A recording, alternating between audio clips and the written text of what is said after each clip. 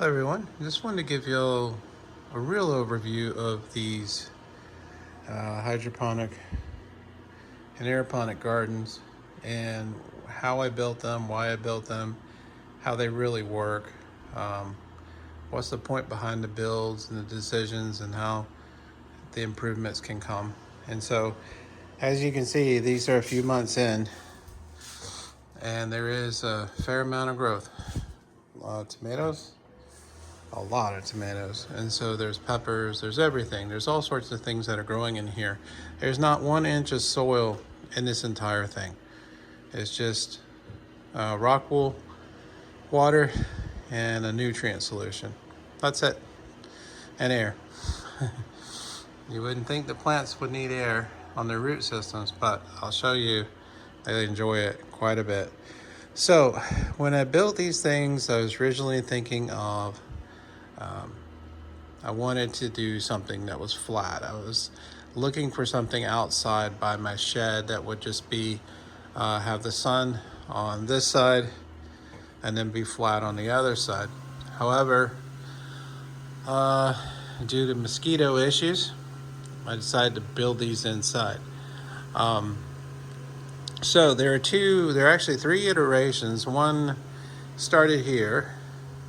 To tear it down, skeletonize it, redo it. This is the second iteration. So my thinking was have it open and in the front where the water is spraying, but that wasn't really such a smart idea. The third iteration, solid, and then the opening is in the back. A lot less leaks. It works better. Don't have as many issues.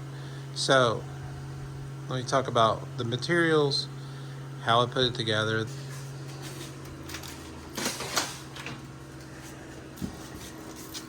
So the material I'm using for the main, the back really, well, where the plants go, there is this plastic sheeting, which is really designed to go on like walls. So it's an 8 foot by 4 foot sheeting that is thick enough, but it's also pliable and it's also easy to cut. And then, of course, being plastic like this is waterproof. And that's one of the main things that you need to keep in mind when you build systems is that you're doing water management and working. That's just over in the shelf somewhere. So that provided the framework and gives enough space to where, and is solid enough to where it can handle this. And it also, one of the important things, it has the wires here, which are easy for zip tying stuff. So what I've done is just created just a very simple, like wooden. These are just like one by I guess maybe 1x2s. The super cheap wood. I mean, super cheap wood. And of course, I'm not the best carpenter. You can see that. But what I did is created a little frame here on the outside. And then I just had this stuff here, and then of course just drilled this, had these, use some flat screws and put those in for that. And so that gave me a decent frame to where I could put this here and then cut the holes. So what I would do was, I'll show you the pieces here. So that frame, okay, yeah, so let's just talk about the frame, get done with that.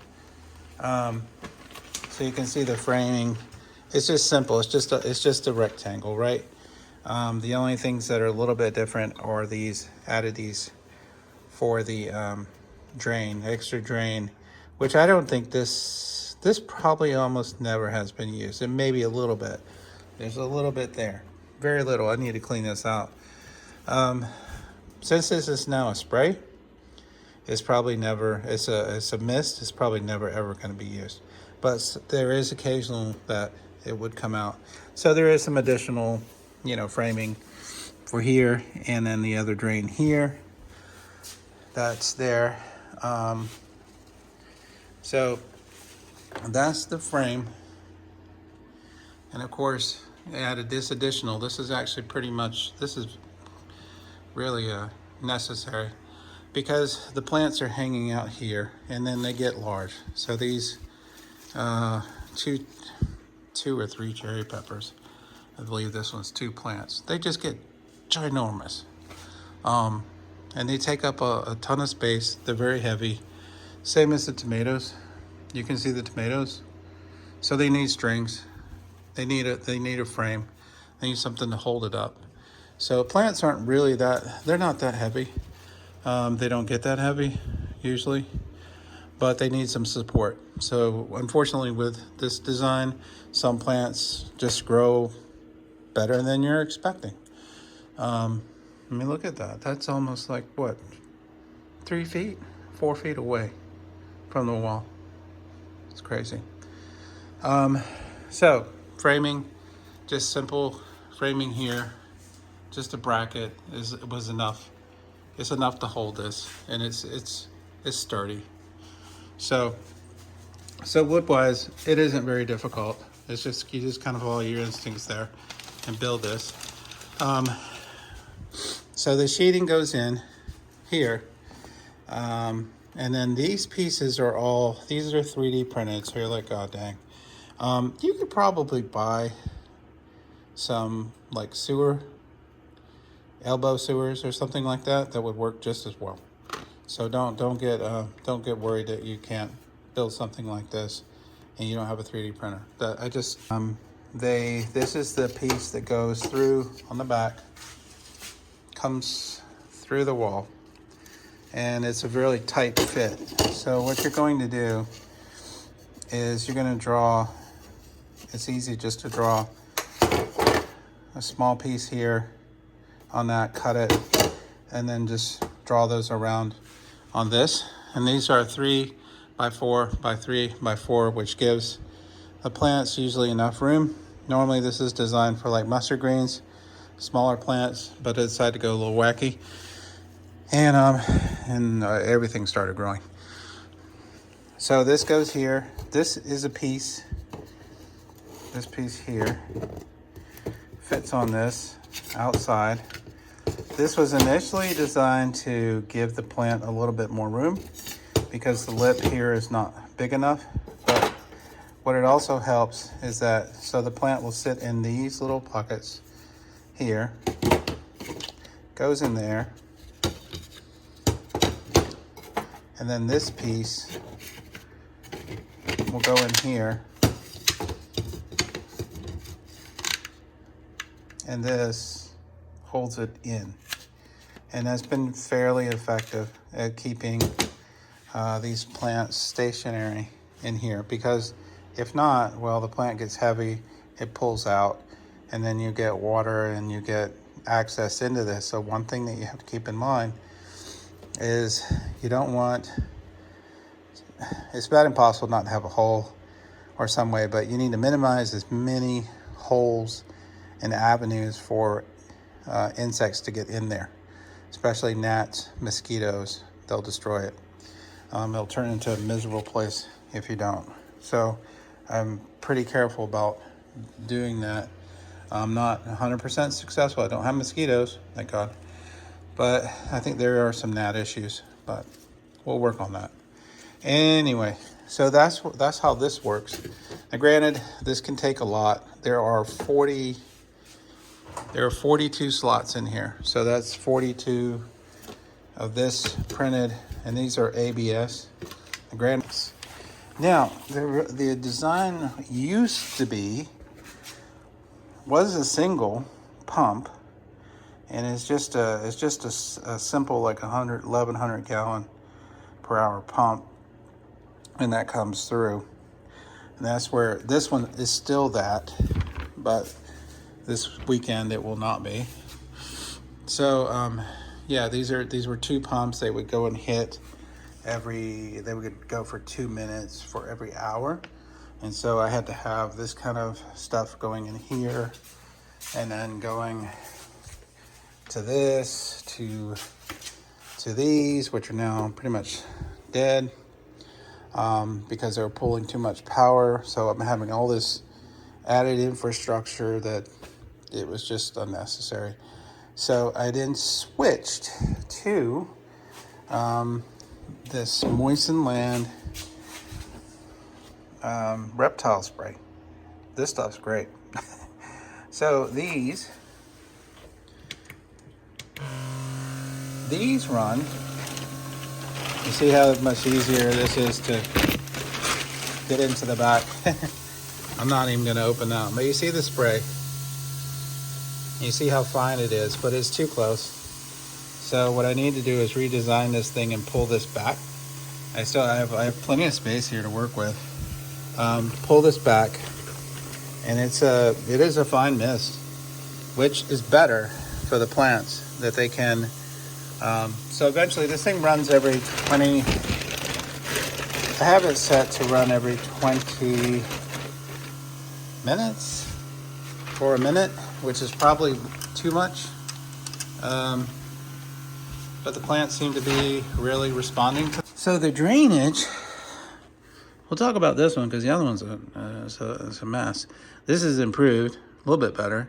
So you have the main drainage from the front, and these are basically, these are designed to extend the catch on the water when it goes out from your spouts in your house. And so I've cut a couple of these out, taped it up, plasticed it up. It looks really stupid. And there is a small, thing that catches the water, and it goes down into the pipe and goes down the hole. This works pretty well. No leaks, nothing. It's a little hacked up, but it works better than the other one. So I'm not going to complain about that. The other one is the catch. This is to catch the water from the other one, which I doubt has ever been used. At least it hasn't been used in a long time. What else do I need to show you? So these hold 27 gallons. I will only put about this much water in, so probably about 15 gallons, because these the drains are going to drop in, so they need some space. I don't need to fill it up completely with water, so that way it would never drain. It might get backed up. So I do that, and I clean this out about once a month. So it is the end of the month, so I need to clean this. They probably need more water. You can see in here.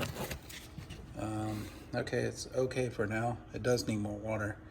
But God, you see, look at the roots. I swear, these things are nuts, man. They just get everywhere.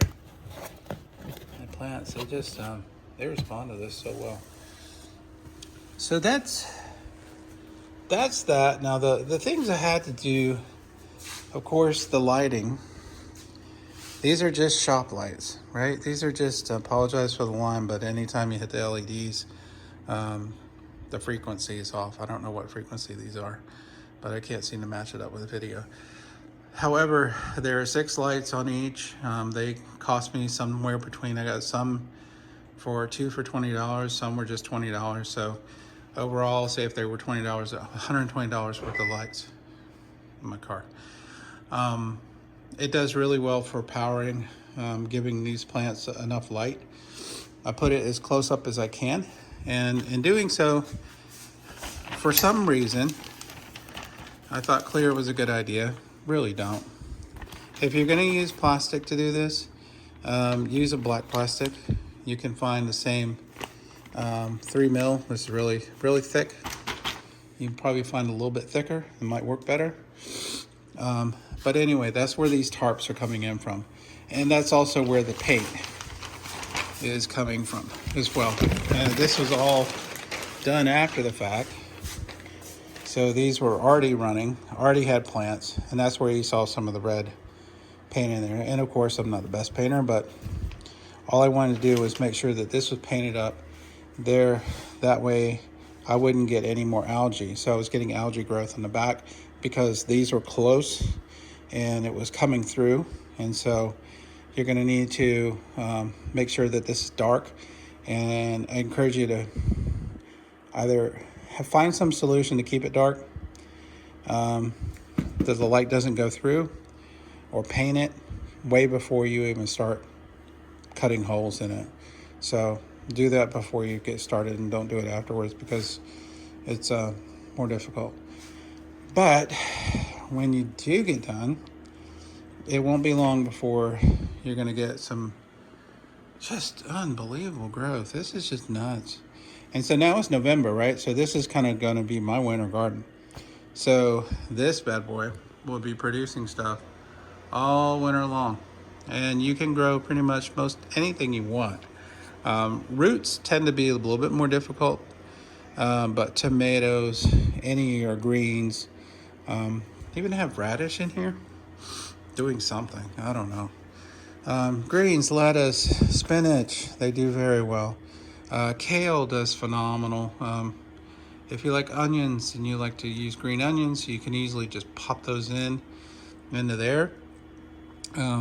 Basil does very well. Beans, any bean will just go to town on this. Trying to think what else is in here that you may not have know that runs in there. Sweet potatoes. If you like eating the sweet potato leaves, you can get a slip, let it grow some roots, and then put it in here, and it will do fine. Eggplant does pretty well, though sometimes the taste is a little off. So they do well, but the taste is a weird thing. Mustard greens do great in this system. They grow very fast. They do well. My only thing I would say is don't over harvest them. Grab a leaf or two. Don't grab the entire thing like what you're kind of used to doing, because they'll die off. Peppers. As you can see, cherry peppers do really well in this system. And same as here, there's a Thai chili plant that's doing really well in here. Unfortunately, it's overcrowded by the okra and then the tomatoes, which are, good Lord, they're out of control. God, they're just nuts. These are just two plants that have caused all this mayhem. But anyway, so yeah, there's some ideas that you can use. Maybe instead of the plastic sheeting, you could also use this. So you could probably just build that, and then you could gel it up and use that instead of using the plastic. That would probably be an easier solution to do. That's what I wanted to do over here. So I will show you that. If you want to do something smaller to this is the same wire thing.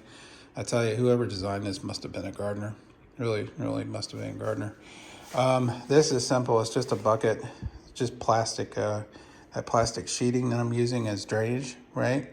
And these are just tops that go on the bucket. So these are just onions that I bought from the store, and using the same mist system, I just ran it through here, and so it's popping up. Ideally, it'd be better if it were down further, but it's just proof of concept. So anyway, it pops in through here, goes over here, and then comes here. So I have two heads that are working on that. Of course, little dragon, keeping things good and safe. And they seem to be doing really well. These are not really fancy lights. They are just some old LED lights that I had when I first started doing some of this. So they don't have as much lighting as over in the other spot. But so, you know, you can do something small like that. And then this is just the same solution. And I just need to, you know, once a month, keep that out. And this doesn't use that much at all. So the other systems do use a lot of water because they're water hungry plants. So they get it, they absorb it, and they don't bring it back. So these don't do that so much. So anyway, I've shown you all the hydroponic stuff I've got. Maybe give you some ideas and some projects and things that you can do on your own. So appreciate you watching, and wish you the best on all your endeavors.